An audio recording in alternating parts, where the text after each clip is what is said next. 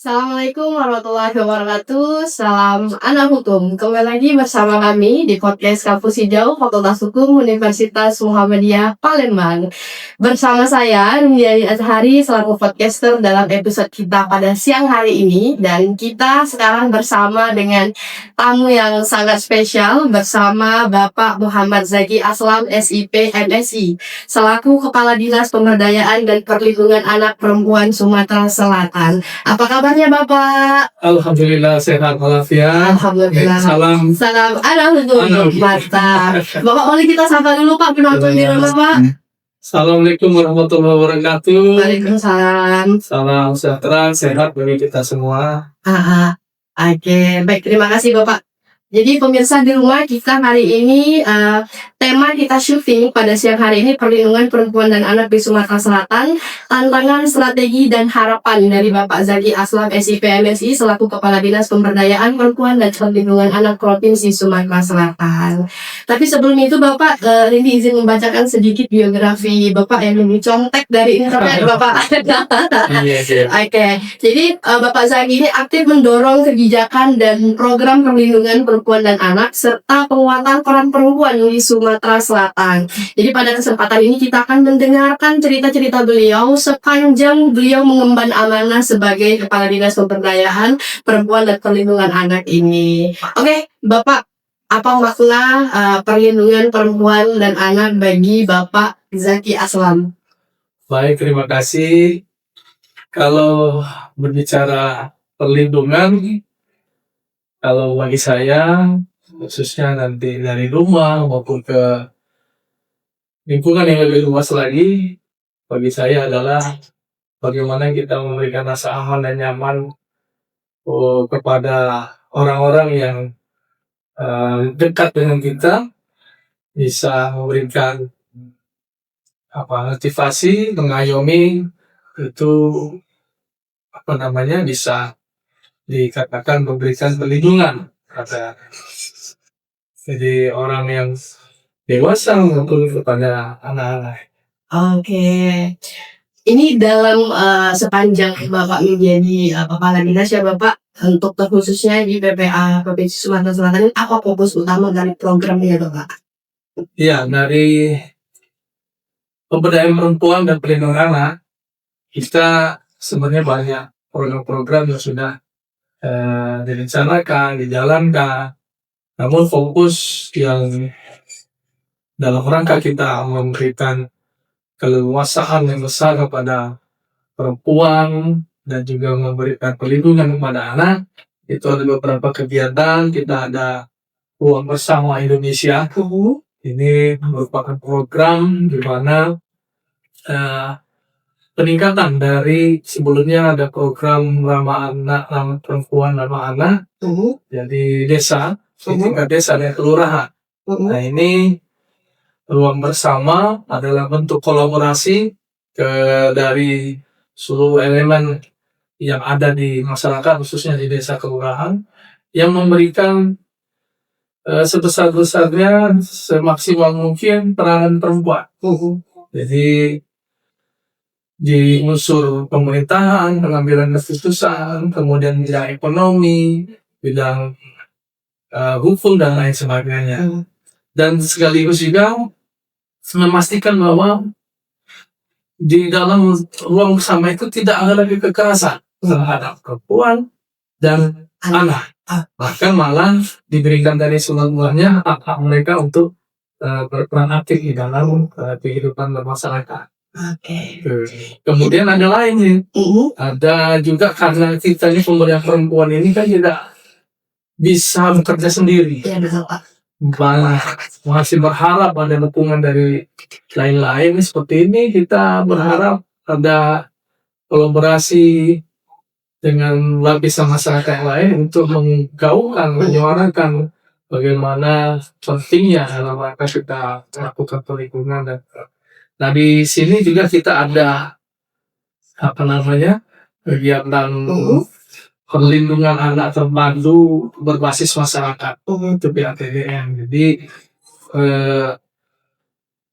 berharap memang peran serta dari masyarakat untuk bersama-sama kita memberikan eh, pemberdayaan perempuan dan juga memastikan berjalannya perlindungan terhadap hak-hak perempuan dan anak.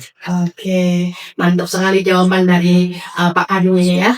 Oke, ini Pak kita sedikit bahas juga tentang mengenai korban-korban kekerasan baik itu perempuan maupun anak ya. Jadi sepanjang yang sempat yang dibaca juga yang tercatat dari Simfoni BPA Sulsel bahwasanya ada total kasus kekerasan terhadap perempuan dan anak beberapa tahun terakhir itu di tahun 2022 ada 471 kasus dengan 513 korban, kemudian di tahun 2023 meningkat lagi menjadi 488 kasus, 785 korban sampai terakhir di 3 Desember tahun 2025 591 korban kasus dengan 628 korban.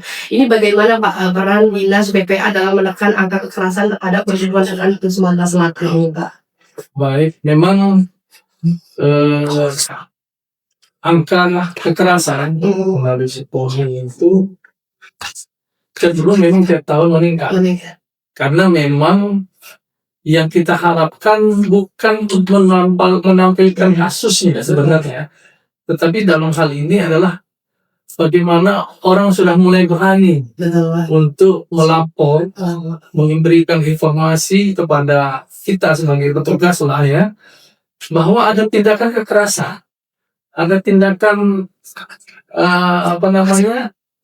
pelecehan dan lain sebagainya terhadap perempuan maupun terhadap anak, baik perempuan maupun laki-laki juga, anak juga perempuan maupun laki-laki, jadi cenderung meningkat. Nah, bagaimana kita berupaya untuk menekan kasus-kasus ini ya, kita bersama-sama tadi lapisan masyarakat melaksanakan semacam kita sosialisasi kolaborasi, memberikan informasi apa berkaitan dengan hak-hak perempuan maupun hak-hak daripada anak. Bagaimana kita memastikan justru hak-hak itu bisa terlindungi. Jadi bekerja sama juga dengan organisasi masyarakatan yang kalau memang bergerak di kewanitaan itu lebih baik karena bisa kita memberikan motivasi kepada mereka untuk lebih waspada.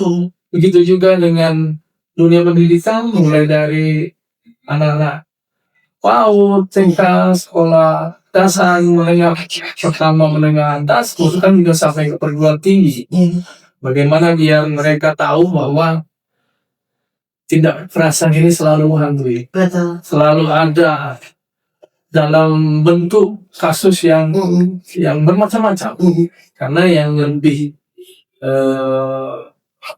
lebih berdampak itu adalah orang-orang terdekat mengalami kekerasan dari orang-orang terdekat tidak. Nah, itu. Ya, jadi berupaya kita kalau memang nanti ada orang yang sudah memberikan laporan, kita berupaya bagaimana kita juga memberikan pendampingan secara psikologis maupun psikologinya, psikiaterannya, maupun kepada bidang-bidang hukumnya. Kalau sepanjang sejauh ini Pak, kendala dalam melindungi ataupun memberdayakan perempuan ada nggak Pak sepanjang yang ditangani oleh khususnya PPH Sumatera Selatan sendiri? Ya, pasti Ada ya? ada. Yang tantangan paling berat itu ya dari korban itu sendiri, pelapor itu sendiri. Kenapa tuh Pak? Nggak mau ngelapor? Nah, kadang-kadang mereka mengalami berkeluh kesah, tapi begitu kita akan naikkan ke ke jenjang misalnya ke ranah hukum, dia mengalami ketakutan sendiri.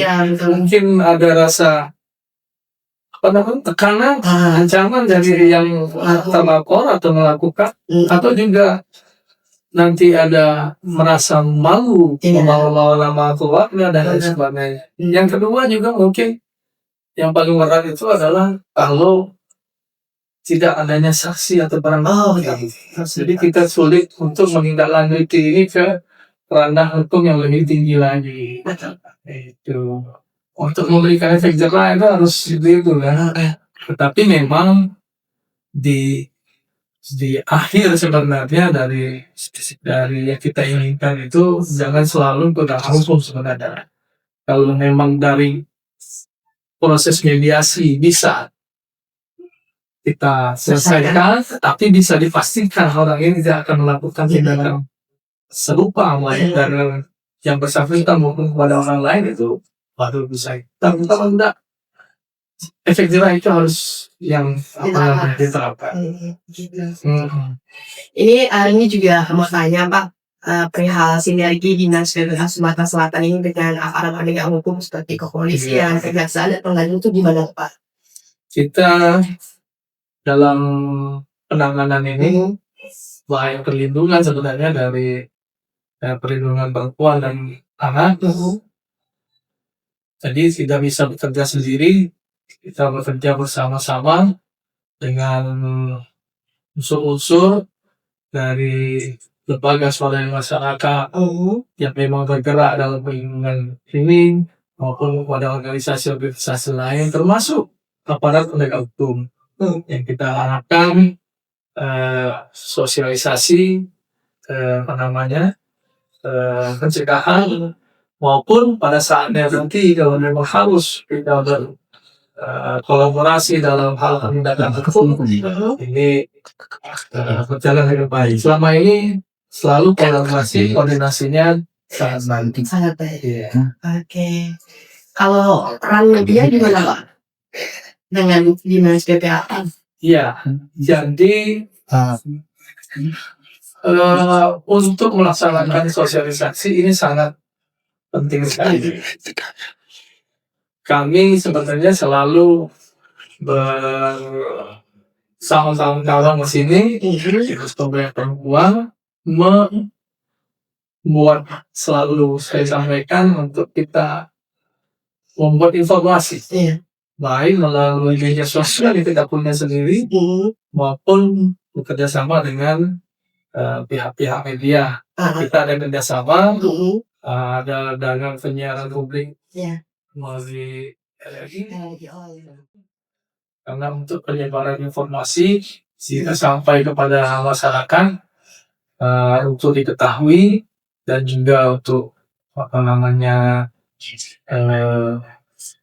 penyebaran informasi sehingga apa yang menjadi program yang ada di Dinas Pemberdayaan Perempuan, apa yang menjadi fungsi utama dari Dinas Pemberdayaan Perempuan bisa tersampaikan ke masyarakat. Kita juga melalui media-media luar di Videotron. Kita menampilkan bentuk informasi layanan berkaitan dengan PPA kita. Bagaimana menghubungi, buat laporan dan lain sebagainya. Oke. Ini kita bicara tentang bahwasanya salah satu Pak, korban anak itu kebanyakan menjadi selain bullying itu ada yang namanya pernikahan dini Pak. Itu pandangan Bapak terhadap anak-anak yang sudah kategori biasa dengan pernikahan dini yang kadang di bawah 19 tahun ya Pak, kadang umur 10 tahun, 11 tahun itu sudah pada menikah gitu Pak. Dan mereka menganggap nikah disampaikan hidup dengan usia dini gitu, Pak. Itu gimana pandangan Bapak tentang ini Pak? Iya, kalau kita yang namanya sudah ada undang-undang perlindungan anak, salah satunya adalah menetapkan bahwa anak adalah yang di bawah usia 18 dengan segala macam hak yang mereka harus peroleh sebenarnya. Yang salah satunya juga ada yang berkaitan dengan pernikahan anak. Artinya memang ini kita selaku aparat harus semaksimal mungkin sedaya upaya mungkin kita untuk mensosialisasikan ini. Memang kalau kita lihat dari nenek moyang kita dulu lah ya, tidak ada hal-hal yang ini ya. Tapi di terakhir-terakhir ini kan begitu kompleksnya persoalan dalam kehidupan rumah tangga, begitu rumit ya dalam menghadapi kondisi lah mental daripada anak-anak zaman sekarang yang mudah ledak-ledak, mudah tantrum, kemudian dengan entengnya membuat rumah tangga itu seperti permainan saja. Akhirnya ya lebih baik kita memberikan sosialisasi bagaimana terutama dengan anak sekolah SMA itu ya untuk kepada orang tua dan lingkungannya juga berupaya untuk jangan sampai ada lagi pernikahan anak di bawah usia. Itu tadi peran dari Ruang Bersama Indonesia itu salah satunya memastikan tidak ada lagi juga pernikahan anak di usia di bawah Oke, begitu. Kadang Pak perihal perempuan yang diminta untuk bersuara itu banyak takut, tapi kebalikannya Pak, kalau seandainya perempuan itu yang memang dia bisa speak up itu susah sekali untuk mendorongnya supaya dia bisa seperti itu Pak. Bagaimana strategi Dinas PPA yang mendorong pemberdayaan perempuan supaya ada jiwa-jiwa yang berani speak up seperti itu Pak? Ya, jadi kita teruslah berupaya. Tadi seperti Tanta tadi itu selalu meningkat. Kita melalui sosialisasi, terutama dengan anak yang sudah begitu dewasa dan menerima kondisi-kondisi tertentu yang menurut kita itu selalu hal yang dapat membahayakan dia orang lain, itu dia mau memiliki kemampuan lah untuk, dan kami selalu mensosialisasikan bahwa di Dinas Pemberdayaan Perempuan ini bisa memberikan semacam perlindungan untuk kawan-kawan ataupun anak-anak ya, ataupun pelapor itu lebih berani untuk memberikan informasi terhadap situasi atau kekerasan ya, baik dia alami sendiri maupun dia lihat. Dia nanti ada, kita di sini ada juga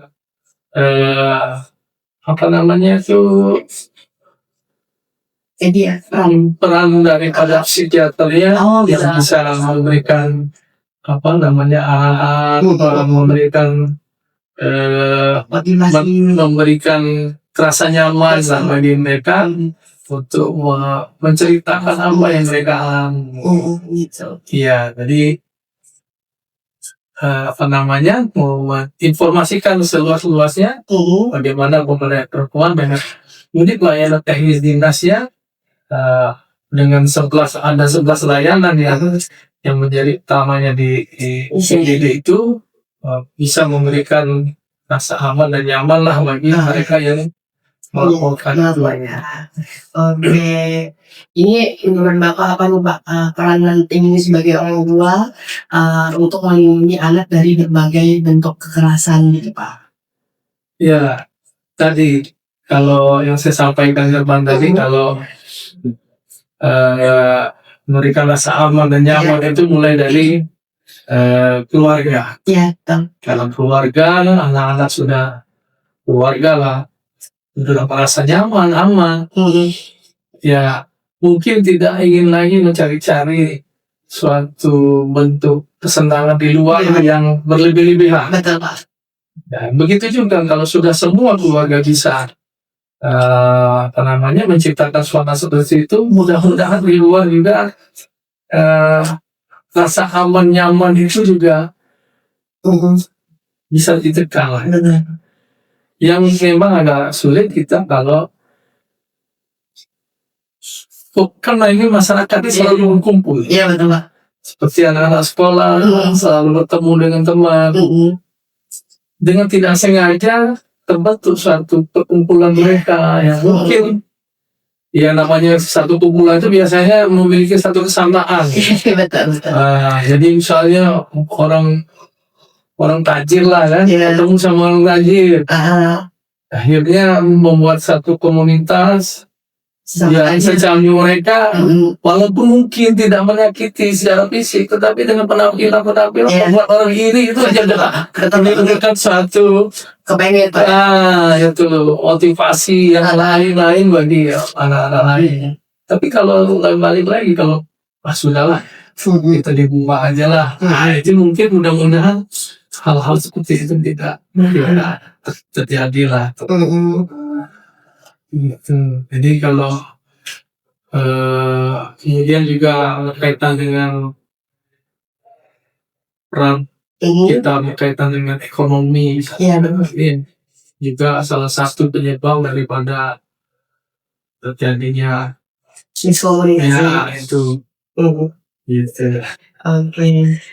Karena benar sekali ya Pak, banyak anak-anak muda sekarang yang memaksakan gaya hidup yang memang tidak sesuai dengan background dari keluarga itu sendiri Pak. Tapi selain itu juga Pak, kadang peran keluarga itu kalau misalnya broken home gitu Pak, itu juga menjadi dampak salah satu anak melakukan hal-hal yang di luar kendali dia gitu Pak. Oke. Ini gimana nih Pak, kalau seandainya di luar sana ada masyarakat ataupun pelapor yang ingin menghubungi ataupun melaporkan kejadian-kejadian yang pernah dia alami ataupun yang amit-amit Pak, semoga tidak terjadi, tapi gimana untuk cara mereka menghubungi pihak PPA Provinsi Sumatera Selatan? Jadi kami ada unit pelaksana teknis dinas PPPA atau PPA. Jadi kalau ada masyarakat yang mengalami sendiri ataupun melihat suatu kondisi yang tidak sesuai, ada kekerasan, ada pelecehan, perundungan dan lain sebagainya, bisa melapor kepada kami, Dinas Pemberdayaan Perempuan dan Anak, provinsi maupun kabupaten kota. Kalau di provinsi bisa datang langsung ke kantor kami di Jalan Akhir Masrian atau melalui layanan SAPA. SAPA ini Sahabat Perempuan dan Anak yang SAPA 129. Itu nomornya ya Pak? Iya. Oke. Langsung juga bisa ke secara online dan sebagainya. Itu akan kita terima, akan kita kelola, olah dulu data ini sebagaimana, baru nanti kita mungkin kalau mereka bisa main ke kantor kita terima di kantor. Tapi kalaupun tidak, dengan segala kekurangan atau kemampuan keberanian untuk bertemu, kita akan kunjungi ke lokasi di mana bekerja aman untuk kita lakukan asesmen dulu lah berkaitan dengan apa ini, gimana. Kemudian nanti kalau dia sudah merasa nyaman, sudah merasa tenang, baru kita ajak ngobrol mau apa gitu. Ya, kalau dia memiliki keberanian untuk tindak lanjut ke jenjang lebih tinggi lagi, ke proses hukum dengan bukti-bukti yang ada, kita coba bantu untuk mendampingi melalui lembaga hukum yang kita kerjasamakan. Karena kita tidak punya kemampuan atau pendampingan hukum berkaitan dengan pemahaman hukum yang lebih dalam, kan? Oke. Sejauh ini Pak, yang pernah melakukan kesini secara langsung itu biasanya yang berkenaan dengan apa kekerasan fisik, atau seksual, atau yang dan lain sebagainya Pak? Itu semua ada. Oh semuanya? Jadi kekerasan fisik, kekerasan seksual, ada yang TPPO juga ada. Ada juga yang semacam penelantaran. Ada juga penelantaran. Gitu. Jadi semua kita tampuk, kita asesmen terhadap pelaporan ini. Bagaimana yang harus kita lakukan terhadap apa yang mereka lakukan. Misalnya kalau terhadap penelantaran, kita coba mediasi kepada orang tua atau ayah ataupun ibunya yang lebih tuju, kemudian rumah yang bisa ataupun bisa menjadi mediasi kedua orang tua. Karena begini, kadang ayahnya ada di luar kota, sementara keluarga yang akan kita tuju kalau tidak dilakukan mediasi itu tidak mau menerima. Nah, jadi ada yang bisa menerima, ada yang tidak. Akhirnya ini anak terbawa lagi ke apa namanya, ke ibunya yang apa namanya tuh, yang selama ini memang dia merawat, tetapi karena merasa ada nantinya, karena dia waktu itu ada penyakit yang serius sedang berat, sedang sakit karena dia takut pada saat tiba-tiba beliau meninggal, ini anak tidak ada yang merawat. Kita kemarin tidak bisa tersambung, ini kita bawa pulang lagi karena belum bisa tersambung. Kalau yang kekerasan seksual, nah ini yang kadang-kadang kita mengalami kesulitan untuk mendapatkan saksi, karena korban ini kadang-kadang tidak serta-merta langsung laporkan. Jadi bentuk, kalau ada bukti kekerasan enak, karena bisa kita visum kan. Tapi kalau dia hanya sekedar ada cerita, kemudian bujuk rayu, ada segala macam, baru sekedar menulis kalau nah ini agak susah.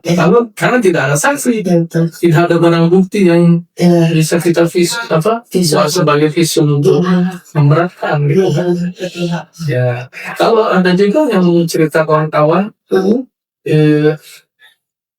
yang sudah ada tindakan kekerasan, bahkan sudah ada satu orang keluarganya yang meninggal dunia, itu kita sudah proses kembali hukum, tuntutan misalnya setinggi-tingginya, tetapi ada juga yang hasil dari ikrahnya, putusannya, keluarga yang menjadi korban itu merasa tidak puas.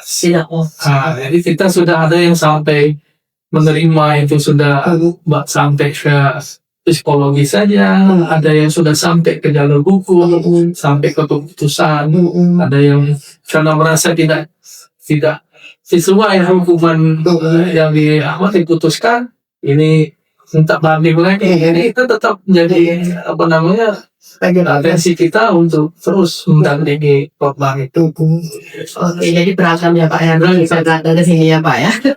Oke, terakhir nih Pak, harapan Bapak untuk generasi muda khususnya Provinsi Sumatera Selatan apa Pak ke depan? Ya, jadi untuk generasi muda yang Gen Z, Alpha, yang memang kehidupan itu ada di kemajuan teknologi, AI segala macam. Jadi informasi ini sudah ada di gawat, sudah masuk ke dalam kamar. Walaupun misalnya orang tuanya sudah mengizinkan ada TV, tapi kalau HP bisa jadi TV, udah masuk segala macam informasi. Yang diharapkan kalau anak-anak ini, adik-adik, mampu untuk mendeteksi dirinya, menganalisa apa berita-berita yang diterima, benar atau salah, apalagi yang berkaitan dengan kekerasan. Itu sangat misalnya masuk dari diri permainan TV itu, ya anak-anak sih biasa main, ternyata di dalam itu ada hal-hal yang kuat menurut mereka, semacam dulu kalau kegiatan Smackdown gitu ya. Smackdown itu dianggap seperti hiburan gitu. Tapi kalau dia sudah praktekkan main-main misalnya sama kawan, ternyata kemudian juga berkaitan lain-lain dengan informasi-informasi yang bisa merubah emosi seseorang itu menjadi menjadi sesuatu yang apa ya, tidak baik. Iya. Jadi seperti tadi kalau melihat adegan-adegan yang tidak sesuai, misalnya ada semacam adegan dewasa, kalau tidak didampingi, bahkan mungkin karena HP ini ya mereka tidak memiliki pengetahuan lebih terhadap itu, akan menimbulkan rangsangan-rangsangan yang untuk menuju kepada suatu percobaan yang tidak baik gitu kan. Iya. Oleh karena itu kami usahakan untuk adik bahwa tindak kekerasan ini, baik kekerasan fisik, psikis maupun seksual, itu ada di sekitar kita. Kejadian yang selama kejadian tidak menyenangkan itu terjadi antara hubungan dengan orang-orang terdekat, baik dari dalam keluarga maupun di luar. Kalau sudah dewasa seperti kadang-kadang SMA dan kuliah itu ada pasangan teman dekat, baik teman perempuan maupun laki-laki atau inti yang yang bisa menjadi hubungan yang tidak baik. Itu mohon diwaspadai, banyak-banyak mendekatkan diri dengan ilmu agama, mana yang hak batil untuk bisa mendekang daripada perbuatan-perbuatan yang tidak baik.